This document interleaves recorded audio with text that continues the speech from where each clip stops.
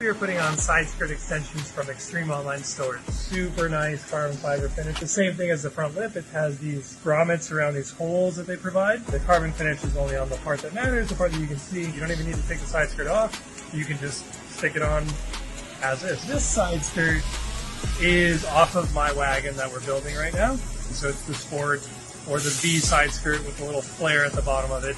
These will not work on a regular CTS side skirt because those roll under. So there are holes down the panel that they've provided for those screws that they provide, but they don't line up with the push pins that are in the side skirt. So if you're thinking, oh, I can just use the push pins, they don't line up with that. When you slide it on your car, it only goes on one spot. We'll show it more on the car. What they're intending you to do is drill the screw into here and have the screw hold the side skirt extension on. Now, what I'm going to do for this car, especially because it's a drift car, I'm actually going to nutsert the side skirt.